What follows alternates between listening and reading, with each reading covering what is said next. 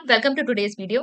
आज की वीडियो में हम बात करेंगे लेक्चरर स्क्रीनिंग एग्जाम 2025 के विषय में। समझेंगे इसकी डिटेल्स को और क्यों अभी से इसकी तैयारी करना जरूरी है। अब यूकेपीएससी का जो आपका एग्जाम कैलेंडर था, ये आपको पता ही होगा। इसकी अपडेट हमने अपने चैनल पे भी डाली थी और आपको अदर सोर्सेस से भी पता चल ही गया होगा कि यूकेपीएससी ऑलरेडी आपके लेक्चरर स्क्रीनिंग एग्जाम की जो डेट है, वो संभावित डेट बता चुका है। तो यहाँ पर अगर आप संभावित डेट देखेंगे तो वो है आपकी 6 अप्रैल। ठीक है, 6 अप्रैल जो है आपकी स्क्रीनिंग परीक्षा की जो तिथि है वो संभावित है। लेक्चरर स्क्रीनिंग एग्जाम के बारे में एक दो बातें जान लेते हैं कि ये जो आपका एग्जाम होता है, ठीक है, ये प्रवक्ता संवर्ग का जो एग्जाम है आपका उत्तराखंड में, अगर आप क्लास 11-12 के टीचर बनना चाहते हैं जिन्हें हम प्रवक्ता कहते हैं, तो आपको लेक्चरर एग्जाम क्वालिफाई करना होता है। इसके लिए रिक्वायरमेंट है बस आप पोस्ट ग्रेजुएट होने चाहिए और आपका बीएड होना चाहिए। ठीक है, यहाँ पर वो जो यूटेट सीटेट वाली रिक्वायरमेंट है वो सब नहीं होती। तो इसीलिए मैं कहूंगी जो एलटी वाले जो कैंडिडेट्स हैं, जिनका पेपर अगर चाहे अच्छा हुआ है या नहीं हुआ है, जिनका अच्छा हुआ है मैं उनके लिए भी कहूंगी भाई आपके एलटी ग्रेड से हायर लेवल की पोस्ट है, आपको लेक्चरर स्क्रीनिंग एग्जाम जरूर ट्राई करना चाहिए। ठीक है, तो पोस्ट ग्रेजुएट प्लस आपका क्या होना चाहिए, बीएड होना चाहिए। ये आपकी एलिजिबिलिटी है। लेक्चरर्स जो एग्जाम है आपका, ये आपका 2 चरणों में होता है और पहला जो आपका फेज है या पहला जो चरण है वही आपका स्क्रीनिंग एग्जाम कहलाता है। स्क्रीनिंग बेसिकली क्या करते हैं, ये लोग छटनी करते हैं। ठीक है, तो ये जो स्क्रीनिंग एग्जाम है ये सभी के लिए कॉमन होता है, लेकिन यहाँ पर जो कट ऑफ बनती है वो आपकी सब्जेक्ट वाइज बनती है, कैटेगरी वाइज बनती है। दूसरा जो इसका चरण होता है वो आपका मेन जो आपका पोस्ट ग्रेजुएट लेवल पर जो भी आपका सब्जेक्ट या विषय रहा होगा उस पर बेस्ड आपके एमसीक्यू क्वेश्चंस या ऑब्जेक्टिव टाइप पेपर आपका आता है, यानी आपका सब्जेक्ट बेस्ड होता है। ठीक है, पेपर आपका ऑब्जेक्टिव ही होगा लेकिन यहाँ पर आपके विषय से रिलेटेड प्रश्न पूछे जाएंगे। अब स्क्रीनिंग एग्जाम में आपका सिलेबस क्या रहता है उसको एक बार देख लेते हैं। स्क्रीनिंग एग्जाम जिसे हम शिक्षण अभिरुचि एवं सामान्य ज्ञान कहते हैं, 150 यहाँ पर प्रश्न होते हैं, अधिकतम अंक यानी कि 150। एक क्वेश्चन जो है वो 1 मार्क्स का होता है।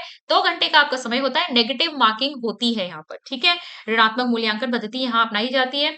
अगर आप इसके पार्ट्स देखेंगे तो आपका ये जो 150 नंबर का जो प्रश्न पत्र है ये 5 खंडों में विभाजित है, यानी आपके 5 सेक्शंस होते हैं। पहला सेक्शन शिक्षण अभिरुचि टीचिंग एप्टीट्यूड जो सबसे ज्यादा अंकों का है, 40 अंकों का है। ये बहुत अच्छी बात भी आपके लिए, क्योंकि ये काफी स्कोरिंग होता है। अगर हम दूसरा आपका देखें तो दूसरा सेक्शन आपका 35 मार्क्स का होता है, सामान्य अध्ययन जो जीएस है आपका। तीसरा होता है आपका खंड 3 जो कि आपका उत्तराखंड से संबंधित ज्ञान जो है ये यहाँ पर आपका जांचा जाता है। तो टोटल आपके 30 मार्क्स का होता है ये, यानी 30 क्वेश्चन यहाँ से पूछे जाएंगे। चौथा हो गया आपका सेक्शन सामान्य बुद्धि परीक्षण, बेसिकली रीजनिंग आएगी इसमें। ठीक है, क्वांटिटेटिव भी होती है, हालांकि मैथ्स वाले प्रश्न भी होंगे और रीजनिंग भी होगी। तो ये 25 मार्क्स का होता है आपका। और पांचवा जो आपका सेक्शन होता है वो होता है आपका सामान्य हिंदी। बहुत ही छोटा सा सिलेबस होता है, 20 मार्क्स का है ये। और आप देख सकते हैं इस तरीके का आपका ये सिलेबस है। तो टोटल आपके 5 सेक्शंस यहाँ आपको देखने को मिल जाते हैं। इन 5 सेक्शंस को आपको स्क्रीनिंग एग्जाम के लिए प्रिपेयर करना होता है, जिसमें आपकी फिर मेरिट बेस्ड कट ऑफ बनती है। अगर आप मेरिट से ऊपर लाते हैं मार्क्स तो यहाँ पर आपको जो नेक्स्ट फेज है उसके लिए आना होता है। तो बेसिकली आपका ऑब्वियसली जितनी सीटें होती हैं उससे ज्यादा कैंडिडेट्स, जनरली जो होता है आपका एक सीट पे 4 टाइम्स आपके कैंडिडेट्स बुलाए जाते हैं। अब हम देख लेते हैं एक बार कि आपकी कट ऑफ क्या रहती है लगभग। अगर हम आपके 2021 में जो आपका प्रवक्ता स्क्रीनिंग का एग्जाम हुआ था उसको अगर हम चेक करें तो आपको जरा कट ऑफ का अंदाजा आ जाएगा। ये मेरे पास आपकी यूकेपीएससी की ही आपकी जो एक पीडीएफ है। आप देखेंगे यहाँ पर देखिए 2 शाखाएं होती है, 2 ब्रांचेस है। एक तो सामान्य शाखा जिसमें जो मेल और फीमेल दोनों तरह के कैंडिडेट जो है अप्लाई कर सकते हैं। एक आपकी महिला शाखा होती है जिसमें सिर्फ फीमेल कैंडिडेट्स ही अप्लाई करते हैं। तो पहले हम सामान्य शाखा की कट ऑफ देख लेते हैं। सामान्य शाखा में भी अगर आप सब्जेक्ट वाइज देखेंगे तो सबसे पहले हिंदी का सब्जेक्ट का इन्होंने कट ऑफ दिया हुआ है, जिसमें अनारक्षित यानी कि जो जनरल कैटेगरी है उसकी आपकी 53.75 कट ऑफ गई थी और ये स्क्रीनिंग एग्जाम की है। ठीक है, और उत्तराखंड महिला की अगर हम देखें तो ये आपका 53.75। और इसके अलावा आप देख सकते हैं जो अन्य कैटेगरी है, कैटेगरी वाइज उन्होंने किस तरीके से यहाँ पे कट ऑफ दी है। फिर अंग्रेजी का देखेंगे तो यहाँ पर आपकी कट ऑफ कितनी गई है, जनरल के लिए 67.50 और महिला के लिए भी सेम है। फिर इसके बाद नेक्स्ट देखेंगे आप इतिहास की, तो इतिहास में देखिए आपकी कट ऑफ कितनी गई है, 91.75 और महिला के लिए यहाँ पर है 87.25। ये 150 में से आपके मार्क्स हैं। संस्कृत में देखेंगे तो यहाँ पर जनरल कैटेगरी में 69.50 है और अनारक्षित महिला में आपका कितना है, जनरल फीमेल में आपकी 69.75 गई है। फिर आपका भौतिक शास्त्र में यानी फिजिक्स में अगर आप देखेंगे तो यहाँ 71 गई है जनरल में और जनरल फीमेल के लिए भी। इसके अलावा अगर हम नेक्स्ट सब्जेक्ट पे आए तो आपका रसायन शास्त्र यानी कि केमिस्ट्री है, जिसमें आपकी जो कट ऑफ गई है वो 65.25 गई है। इसके बाद आप गणित पे आएंगे। मैथ्स में आपकी जनरल कैटेगरी में रही है 90.25 और जनरल फीमेल के लिए रही है 87.75। इसके बाद आते हैं जीव विज्ञान यानी बायोलॉजी पर। तो यहाँ पर आपका जनरल के लिए है 68.75 और जनरल फीमेल के लिए है 68.75 सेम। फिर आते हैं आपके नागरिक शास्त्र पॉलिटिकल साइंस। तो यहाँ अनारक्षित वर्ग के लिए थी 78 और अनारक्षित महिला के लिए थी यहाँ पर 76.75। फिर आते हैं हम अर्थशास्त्र पर। इकोनॉमिक्स जो होता है आपका सब्जेक्ट, यहाँ पर जनरल कैटेगरी के लिए थी 61.50 और फीमेल के लिए भी आपका 61.50। भूगोल यानी ज्योग्राफी में देखेंगे तो जनरल कैटेगरी के लिए 66.25, फीमेल के लिए भी 66.25। समाज शास्त्र देखेंगे तो यहाँ पर अनारक्षित वर्ग के लिए 72.50 और फीमेल के लिए भी 72.50। कला कला के लिए अगर आप देखेंगे तो यहाँ अनारक्षित के लिए 63.25 है। मनोविज्ञान साइकोलॉजी के लिए आपका जनरल कैटेगरी के लिए 66 है। कृषि यानी एग्रीकल्चर के लिए 45.25 है। सिर्फ जनरल जनरल कैंडिडेट के लिए दे रखा है यहाँ पर। अब महिला शाखा की अगर हम बात करें तो यहाँ पर क्या रहेगी, महिला शाखा जिसमें सिर्फ फीमेल कैंडिडेट्स ही अप्लाई करती हैं। तो जनरल के लिए यहाँ पर 82.25 हिंदी में। अंग्रेजी में अगर आप देखेंगे तो आपका अनारक्षित वर्ग के लिए है यहाँ पर 44.75। इसके अलावा अगर आप भौतिक शास्त्र में देखेंगे तो यहाँ पर देखिए कई जगह यहाँ पर अभ्यर्थी ही नहीं मिले हैं, इतनी मेरिट ही नहीं बन पाई है। यहाँ पर आपको पता चल रहा होगा। रसायन शास्त्र 90.25, गणित में आप देखेंगे 96 गई है अनारक्षित वर्ग के लिए, जीव विज्ञान के लिए 93 है, अर्थशास्त्र यानी इकोनॉमिक्स के लिए 82.75 है, भूगोल के लिए भी अभ्यर्थी उपलब्ध नहीं है। तो वैसे तो आप अगर जनरल कैटेगरी वाला ही अगर आप देख लें, वहीं से आपको समझ में आ जाएगा जो सामान्य शाखा में कट ऑफ जा रही है कि आपको अपनी प्रिपरेशन कैसे करनी है। मेरा मकसद जो था आपको यहाँ कट ऑफ दिखाने का वो यही था कि आपको एक अंदाजा रहे कि पेपर के अकॉर्डिंग जो कट ऑफ रहती है वो किस तरीके की रहती है। और अब आप इस कट ऑफ के बेसिस पर आप अपने सब्जेक्ट के अकॉर्डिंग जो भी आपके यहाँ पर कट ऑफ जाती है, ठीक है, उसके बेसिस पर अब आप अपने जो एग्जाम का सिलेबस है उसमें आप डिसाइड करेंगे कि आपको कहाँ से कितने मार्क्स जो हैं वो स्कोर करने। जैसा कि मैंने आपको अंकों का विभाजन भी बता दिया है, कौन सा जो आपका सेक्शन है कितने मार्क्स का है। तो ऐसा होता है कि बहुत सभी कैंडिडेट जो होते हैं उनका सभी सेक्शंस ऐसा नहीं है कि सभी के सभी परफेक्ट हो और बहुत अच्छा उसमें स्कोर करें। कुछ सेक्शंस आपके अच्छे होंगे, कुछ सेक्शंस हो सकता है आपके वीक हो। तो अब आपको क्या करना है, ये डिसाइड करना है मार्क्स देखते हुए कि मुझे कितने मार्क्स लाने चाहिए अपनी सब्जेक्ट कैटेगरी के अकॉर्डिंग। हालांकि ज्यादा ही एम करिएगा क्योंकि वो सेफ स्कोर रहता है। तो वहां पर अगर पेपर मान लो इजी आ गया, मेरिट ऊपर चली गई, तो उसमें भी एटलीस्ट आप मेरिट के ऊपर आएंगे तो आपका सिलेक्शन पक्का रहेगा। फिर भी आपको प्लान वे में स्ट्रेटेजिकली जो अपना टाइम डिवाइड करना है, अपनी स्ट्रेटेजी बनानी है कि कौन से सेक्शन को मैं कितना समय दूं, कौन सा सेक्शन मेरा वीक है, कौन सा सेक्शन स्ट्रांग है, वो सब चीजें ध्यान में रखते हुए अपने स्टडी प्लान को अब आप तैयार करिए। ठीक है। अब बहुत सारे स्टूडेंट्स को ये लग रहा होगा कि पेपर तो अप्रैल में है, हमारे पास बहुत अच्छा खासा समय है। देखिए मैं कुछ बातें आपको बता देती हूँ। जो लोग एलटी की प्रिपरेशन कर रहे थे यानी एलटी के जो कैंडिडेट्स थे, ऑलमोस्ट सिलेबस सेम था एलटी और लेक्चरर का, क्योंकि एलटी में जो नया सिलेबस हो गया था ना उसमें बहुत सारी चीजें ऐड हो गई थी। तो लेक्चरर में बल्कि आपको एलटी से कम ही पढ़ना है, कुछ ही चीजें हैं जो आपकी चेंज हुई हैं। अगर आपकी एलटी की जो नॉलेज है वो अभी भी फ्रेश है, ठीक है, आप उसे भूल नहीं रहे हैं या ये नहीं चाहते कि अगले 4-5 महीनों में आप उसे भूल जाए, बाद में आप एग्जाम की प्रिपरेशन करें, तो आपको तैयारी अभी से शुरू कर देनी चाहिए। अभी से आप जो है अपनी स्ट्रक्चर्ड वे में एक पूरी तैयारी शुरू करिए, क्योंकि आपकी ये जो नॉलेज है एलटी वाला सिलेबस जो आपने प्रिपेयर किया है वो आपको अब बहुत फायदा देने वाली है लेक्चरर की प्रिपरेशन में, स्पेशली टीचिंग एप्टीट्यूड, जो कि वहां आपका जो था काफी लंबा चौड़ा सिलेबस था। यहाँ भी आपका सबसे ज्यादा मार्क्स जो है टीचिंग एप्टीट्यूड ही कैरी करता है, टोटल 40 मार्क्स यहाँ पर हैं।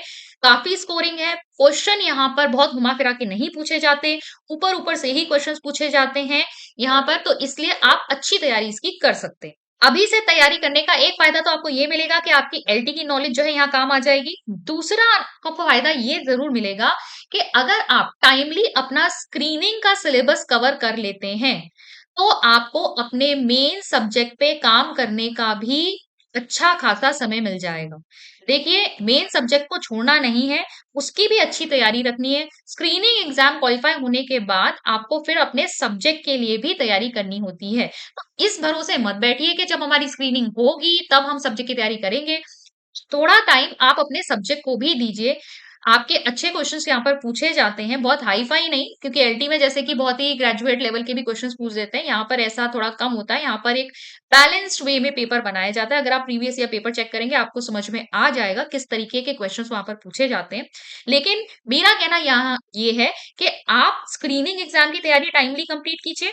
इसके बाद आप अपने सब्जेक्ट की भी तैयारी कीजिए। स्क्रीनिंग को हल्के में बिल्कुल मत लीजिए। यहाँ से ये पहला चरण है आपका, इससे आगे बढ़ोगे तभी मेंस वाला सब्जेक्ट दे पाओगे, ठीक है? और स्क्रीनिंग जो है आपका, ना सिर्फ शिक्षण अभिरुचि, आप ये देखो सामान्य अध्ययन जो कि जीएस, जीएस में आपके इतने सारे पार्ट होते हैं, history, polity, geography, economics, current होता है, इतनी सारी चीजें आपको यहाँ पढ़नी है। आपके पास समय अधिक नहीं है, समय कम ही है आपके पास, इसको ज्यादा मत समझिए। उत्तराखंड में क्या है, एक ट्रेंड जैसा बन गया है, जब एग्जाम की डेट आती है, नोटिफिकेशन निकलता है, उसके बाद हम जो वो 2-3 महीने बचते हैं ना, हम उसमें बहुत जल्दी-जल्दी तैयारी करके पेपर को निकालने की कोशिश करते हैं और इसके बाद में पेपर को ही दोष देते हैं। तो प्लीज आप लोग क्या कीजिए, पहले से ही अपनी तैयारी अच्छी रखिए। जब आपको पता है एक डेट आ चुकी है संभावित, आगे खिसकेगी तो भी बहुत ज्यादा तो नहीं खिसकेगी। तो जब आपके पास एक डेडलाइन है, तो उसको अपने फेवर में आप कैसे यूज कर सकते हैं उसको देखिए। तो यहाँ हमने बात की लेक्चरर स्क्रीनिंग एग्जाम की, जो 2025 में आपका संभावित है। मैं आपको बता देती हूँ कि हमारे अचीवर्स चैनल पर इस समय नवरात्रि सेल चल रही है और अभी आपको लेक्चरर स्क्रीनिंग एग्जाम का जो कोर्स है वो आपको लोएस्ट प्राइस पर मिल जाएगा। अभी तक की लोएस्ट प्राइस हमने कर दी है। यहाँ पर नवरात्रि, पूरी नवरात्रि ये डिस्काउंट रहेगा। आप अगर चाहें तो इस नवरात्रि सेल का फायदा उठा सकते हैं। अगर आप चाहें तो कंप्लीट कोर्स ले सकते हैं, जिसमें आपके पांचों सेक्शंस, 5 अलग-अलग टीचर्स जो हैं वो कवर करवा रहे हैं, अपने अपने सब्जेक्ट के एक्सपर्ट्स हैं। आप ले सकते हैं हमारा ये वाला कोर्स। दूसरा, अगर आप चाहें, आप इंडिविजुअल कोर्सेज भी ले सकते हैं। अगर आपको ऐसा लगता है कि आपको पूरे सिलेबस में हेल्प की जरूरत नहीं है, बस आपको कुछ ऐसे सेक्शंस हैं जिसमें हेल्प की जरूरत है, जो आपके सेक्शंस वीक हैं उसमें आप हेल्प लेना चाहते हैं, तो अलग अलग जो हमारे कोर्सेज चल रहे हैं आप उनको भी ले सकते हैं। रीजनिंग का कोर्स ले सकते हैं, हिंदी का कोर्स अलग से ले सकते हैं, या फिर उत्तराखंड या जीएस का कोर्स ले सकते हैं, या फिर आप टीचिंग एप्टीट्यूड का कोर्स अलग से ले सकते हैं। देखिए, ये कोर्स जो है आपके लिए काफी बेनिफिशियल रहेगा। ये एक तरह का स्ट्रक्चर्ड कोर्स है आपके लिए, जो है प्रॉपर जो आपका सिलेबस है उसके अकॉर्डिंग यहाँ पर टॉपिक्स डिजाइन किए गए हैं, और रेगुलर आपकी एमसीक्यू प्रैक्टिस हो, रेगुलर आपको वीडियोस मिले, इसके लिए ये प्रॉपर जो है हमने 4 महीने का कोर्स आपका डिजाइन किया है। और ये कोर्स हमारा ऑलरेडी शुरू हो चुका है, बहुत सारे स्टूडेंट्स इसमें ऑलरेडी एनरोल हो चुके हैं। तो ये समझिए कि वो स्टूडेंट्स तो ऑलरेडी अपनी प्रिपरेशन स्टार्ट कर चुके हैं। अगर आप ये भी सोच रहे हैं कि अभी आने वाले टाइम में अभी त्योहार है, शायद मैं पढ़ ही नहीं पाऊंगा, तो देखिए, अगर आपके पास कोर्स होगा ना, तो एटलीस्ट आप उसके वीडियोस देखने के लिए थोड़ी देर तो बैठेंगे। आप बिल्कुल ही फ्री होंगे तो बिल्कुल भी आपकी पढ़ाई के साथ टच जो है रहेगा ही नहीं। न्यू टॉपिक्स इंक्लूडेड है इसमें। आपके पिछले लेक्चर स्क्रीनिंग एग्जाम को भी अगर आप देखेंगे, उसमें काफी सारी नई जो स्कीम्स हैं उसमें से क्वेश्चंस पूछे गए थे। डिजिटल इंडिया पे क्वेश्चन पूछा गया था आपका, डिजिटल इंडिया मिशन, ठीक है? और ये मैंने पिछली बार भी कराया था, ये क्वेश्चन भी जैसा कराया था वैसा ही आ भी गया था। तो न्यू टॉपिक्स भी आपके यहाँ पर इंक्लूड किए जाएंगे। टाइमली यहाँ पर आपका सिलेबस कंप्लीट किया जाएगा। एक्सपर्ट गाइडेंस, जैसा कि मैंने कहा, 5 सेक्शन है, 5 अलग अलग टीचर आपको यहाँ मिल रहे हैं, तो एक्सपर्ट गाइडेंस मिल रही है। एमसीक्यू प्रैक्टिस आपकी होगी यहाँ पर, जो भी आपको वीकली टॉपिक्स कराए जाएंगे, हर संडे हम उसका फिर यहाँ पर एमसीक्यू टेस्ट लेते हैं आपका, ठीक है? टाइम बाउंड टेस्ट होता है, यहाँ पे आपकी अच्छी प्रैक्टिस हो जाती है। टाइमली आप कैसे क्वेश्चंस को जल्दी से जल्दी सॉल्व कर सकते हैं, ये आप देख सकते हैं। फिर लाइव डाउट क्लियरेंस सेशन होते हैं यहाँ पर, जहां भी आपको दिक्कत हो आप लाइव क्लास में हमसे बातचीत कर सकते हैं। मॉक टेस्ट यहाँ पर आपको रियल एग्जाम एक्सपीरियंस देने के लिए यहाँ पर प्रोवाइड कराया जाएगा। पूरा कोर्स खत्म होने के बाद आपको लास्ट लास्ट में मिलेंगे मॉक टेस्ट, और ये मॉक टेस्ट जो होंगे फुल लेंथ मॉक टेस्ट होंगे, जिसमें आपका वही जो आपका टाइम 2 घंटे का निर्धारित किया गया है रियल एग्जाम में, वैसा ही आपको दिया जाएगा, जिसमें आपको 150 क्वेश्चन सॉल्व करने होंगे। तो आपको एक रियल एग्जाम एक्सपीरियंस मिल जाएगा। और बाइलिंगुअल हमारे जितने भी कोर्सेज होते हैं वो बाइलिंगुअल होते हैं, इंग्लिश और हिंदी दोनों मीडियम्स में अवेलेबल होते हैं, ताकि हमारे पास उत्तराखंड में जो भी कैंडिडेट है, चाहे वो इंग्लिश मीडियम से हो या हिंदी मीडियम से हो, सभी बेनिफिट हो पाए। So again I would like to say lecturer screening exam की प्रिपरेशन आप जल्द से जल्द शुरू कर दीजिए और नवरात्रि सेल का लाभ उठा लीजिए, क्योंकि नवरात्रि खत्म होते ही हम प्राइसेस को फिर से इंक्रीज कर देंगे और अभी आप लोगों के पास बहुत ही अच्छा मौका है इन कोर्सेज को लेने का। सो आई होप आज की वीडियो आपको यूजफुल लगी होगी। मैं मिलती हूँ आपसे नेक्स्ट वीडियो में। Thank you.